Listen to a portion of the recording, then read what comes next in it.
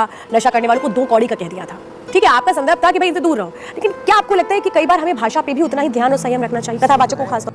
सबके लिए देखो, सबके लिए सब प्रकार की, जो व्यक्ति बिगड़ा है, शराबी है, दुष्ट है, उसके लिए सम्मानी भाषा का प्रयोग क्या करें? तो 2 कौड़ी का कैसे? 2 कौड़ी नहीं है आपके हिसाब से, क्या महान पुरुष है? आपके मुंह से 2 कौड़ी सुनना अच्छा नहीं लगेगा ना, बाकी कोई कह दे तो चलता है। ठीक है, जो जैसा है उसके लिए वैसा। बिल्कुल, शराबी नशेड़ियों को 2 कौड़ी का कहा जाए तो क्या सम्मान दिया जाए, इनको गोल्ड मेडल दिया जाए? इनके लिए यही ठीक है। अब दिन भर भैंसों की तरह पगड़ाते रहते हैं, खाएंगे गुटखा, दिन भर मुंह चलेगा, कहीं भी थूक देंगे, तो ये सही है? इन युवाओं को अपने विकास के लिए कुछ करना चाहिए, अपने लिए सोचना चाहिए। उसकी पॉकेट में नीचे लिखा रहता है कि सर गुटखा खाने से कैंसर होता। अब जो ये इतनी सी लाइन ना पढ़ पाए, उसे 2 कौड़ी का ना कहे तो क्या कहे? पढ़ा लिखा होता तो ये तो पढ़ लेता भैया, ये देख क्या लिखा है इसमें। वो कंपनी खुद कह रही है कि गुटखा खाने से कैंसर होता, मैं नहीं कह रहा हूं। यदि अच्छा होता तो क्यों लिखती कैंसर होता? फिर भी तू इतना अनपढ़ है, नहीं पढ़ पाई वो लाइन, तो 2 कौड़ी का तो है। तो ठीक है, 2 कौड़ी का कह देगा, आपको कोई आपत्ति नहीं है इसमें? आपको आपत्ति है? शब्द की आपत्ति है। अब आपके मुंह से हम लोग बोले तो भाई हमारे लिए, हमारे सर अभी तो हम कथावाचक की श्रेणी में थोड़े ना आते महाराज जी, हम तो न्यूज़ एंकर हैं, हम तो कुछ कहें तो हमारे तो वैसे आरोप लगते रहते हैं। मैं एक और बात महाराज जी समझना चाहती हूँ, आपके साथ एक बच्चे की बड़ी आत्मीयता मैंने देखी। आप जब बीच में लोगों के होते हैं तो वो हर तरीके के भाव ले आते हैं, कोई अपनी बच्ची को ले आता है, महाराज जी रख लीजिए, एक दादी लेकर आ गई थी, एक बच्चा आया, वो कहता है कि मेरे चरणों में आपका कोटि कोटि प्रणाम। बच्चे हैं, बच्चे तो भगवान होते हैं। आपने क्या कहा फिर? हाँ, हमने तो प्रणाम किया, बच्चे प्रणाम। अगर कोई ऐसा कहता है तो आपको दिक्कत नहीं होती है? क्या दिक्कत है? बच्चे तो साक्षात भगवान ही होते हैं। ये भावनाएं कहाँ से आ जाती हैं आपके लिए? ये भावना ऑलरेडी हैं, हम सनातनी है ना, सनातनियों के अंदर ये भावनाएं होती हैं, कूट कूट के भरी।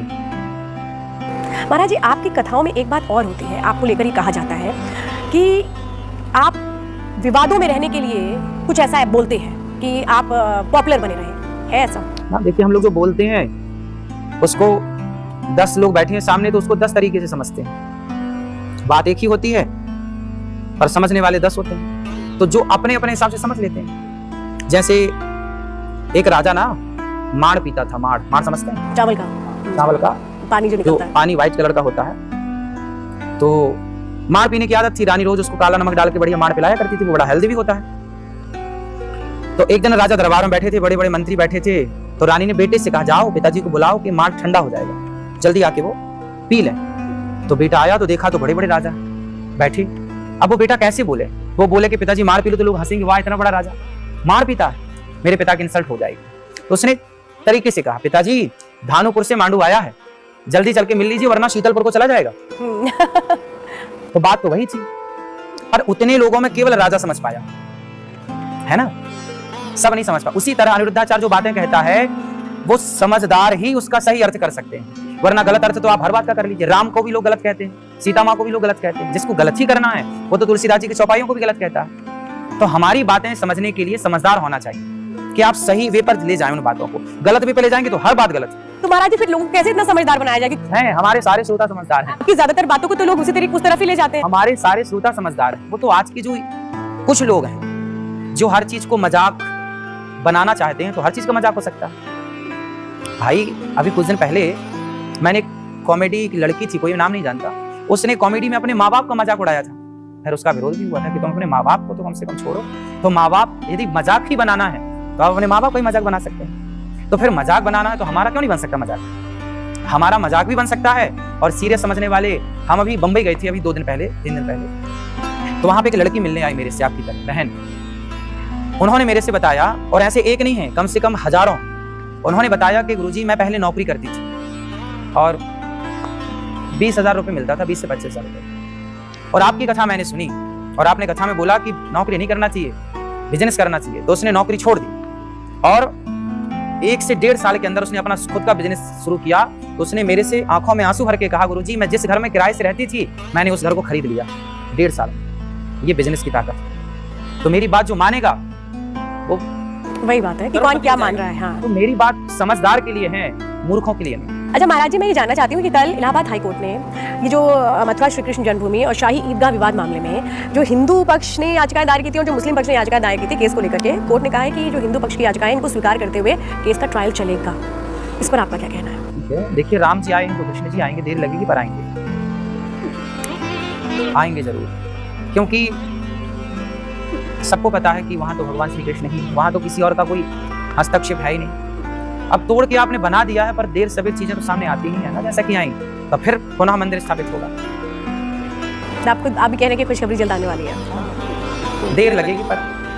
अच्छा, एक आप फॉर्मूला देते हैं कि बेटा और बेटी का एक फॉर्मूला देते हैं आप जब अपनी कथाओं में उदाहरण देते हैं, वो क्या है? वो समझना चाहते हैं कि इस दिन अगर आप कंसीव करते हैं तो बेटा, इस दिन कंसीव करते हैं तो बेटी। ये हम नहीं कहते, हम कोई बात यूं नहीं कहते। एक बृहद बगैड़ा चक्र पुस्तक है, जरा सी 15-20 रुपए की मिल जाएगी, जो ज्योतिष की बहुत बड़ी पुस्तक मानी जा रही है, छोटी सी पर बहुत प्रामाणिक, उसमें ये लिखा, उसको आप पढ़िएगा और ये सारी चीजें लिखित में है। हमारे यहाँ तो यही होता, हमारे यहाँ मतलब हमारे सनातन धर्म तो यही था ना कि उस दिन ये, उस दिन ये, उस दिन ये, सब कुछ लिखा उसमें पूरा विस्तार से। तो महाराज जी वो विस्तार क्या है? पुस्तक को आप पढ़ेंगे ना तो बहुत अच्छे पढ़ पाएंगे। वो चीजें बताने में, स्पष्ट बताने में ठीक नहीं होता, कुछ चीजें ना पढ़ी जाएं। लेकिन आपने स्पष्ट बताया है। हाँ, तो हमने कुछ पर्दे के साथ बता दिया, जिसको चाहिए वो देखिए। हमारी ये ज्ञान, आज देखिए उस ज्ञान के कारण आपने उस पुस्तक का जिक्र कराया ना, तो कहीं वो पुस्तकें नीचे दबी ना रह जाएं। उन पुस्तकों को भी लोग पढ़ते रहें, इसलिए उनका नाम लेके बताते हैं कि उन पुस्तकों में ये बातें लिखी हैं, तो पढ़ो, कहीं वो हमारा सनातन का ज्ञान दबा ना रह जाए अलमारियों में। इसलिए वो पुस्तकें भी ऊपर आए और आप पढ़ो, और जब पढ़ेंगे तो बहुत कुछ मिलेगा। कहते हैं कि स्त्रियों को शुद्धि के बाद, शुद्धि के 7वें दिन पूरे होने के 8वें दिन बाद जो संतान होगी उसका क्या लक्षण होगा, 9वें दिन जो होगी उसका क्या लक्षण होगा, 10वें दिन जो होगी उसका क्या लक्षण होगा, और 20वें दिन जो होगी उसका क्या लक्षण, सबके लक्षण बताए। और ये सारा विस्तृत ज्ञान तो पढ़ने से प्राप्त होगा। ये तो चीजें जब कोई पर्सनल कोई पूछे तो उनको बता दी जाती है, और ये सब बहुत बड़ा ज्ञान है, रहस्य है। मतलब हमारे ऋषियों ने रिसर्च किया ना हर चीज पर कि शुद्धि के 15 दिन बाद जो गर्भाधान होगा वो संतान कैसी होगी, और शुद्धि के तुरंत 1 दिन बाद जो संतान गर्भाधान यदि हो गया तो वो संतान कैसी होगी, उसमें और उसमें बहुत अंतर होगा। तो ये सब लिखा है। महाराज जी, मैं ये सवाल इसलिए कर रही हूँ, क्या आपको नहीं लगता कि आप लोग, क्योंकि आप लोगों को बहुत लोग मानते हैं, बहुत सुनते हैं लोग, आप लोगों को इस बात की तरफ ज्यादा लोगों को आकर्षित करना चाहिए कि लड़की और लड़की में कोई भेद नहीं है, संतान संतान है। क्योंकि जब आप ये कहते हैं कि अगर बेटियां हो रही हैं और बेटा अगर हो, उसके लिए क्या करना चाहिए? हालांकि अभी भी कहते हैं कि बेटे हो रहे हो तो बेटियां हो तो क्या करना? तो आपके हिसाब से लड़का लड़की में कोई भेद नहीं है? नहीं, बिल्कुल नहीं है। क्या भेद है आप बताएं? तो आपने किसी लड़के को बच्चा पैदा करके देखा? मैं शारीरिक रचना और बायोलॉजिकल सिस्टम की बातें कर रही हूं। ईश्वर ने शारीरिक रचना एक सी बनाई है। मैं यही कह रही हूँ, संतान को संतान शब्द से हम कब संबोधित करेंगे? संतान को संतान सदा से बोला जाता है, ये मेरी संतान है। बेटे और बेटी का फिर नहीं, वो नहीं, बेटा बेटी बाद में आया, पहले तो ये मेरी संतान है। उसमें चाहे बेटी हो चाहे बेटा, एक ही है संतान, चाहे उसमें 4 बेटियां हो या 4 बेटे हो, ये मेरी संतान है। उसमें बेटा बेटी दोनों, कभी भेद था ही नहीं। और आप यदि भेद मिटाना चाहते हैं तो फिर ईश्वर ने तो अलग अलग बनाया है ना, पुरुषों की संरचना अलग है, स्त्री की अलग है। इसलिए आप जो कह रहे हैं वो प्रश्न गलत है, मैं इसको ठीक करता हूँ। आप कह रहे हैं कि स्त्री लड़का लड़की को एक सा होना चाहिए, एक सा शारीरिक संरचना पे। हाँ, मैं आपकी बात समझ रहा हूँ, पूरा ध्यान से सुनिएगा। स्त्री जो है वो पुरुष से आगे है, ठीक है? इसलिए हमारे यहाँ सीता पहले है, राम बाद में, राधा पहले है, कृष्ण बाद में है, गौरी पहले है, शंकर बाद में। हमारे यहाँ शक्ति पहले है, शिव बाद में। तो हमेशा, अब आप मेरे से पूछिए कि जब संसार बना तो पहले पुरुष आया कि स्त्री आई? तो ये भागवत जी में लिखा है कि सबसे पहले 3 स्त्रियों का जन्म हुआ, आकुति, देवहूति और प्रसूति।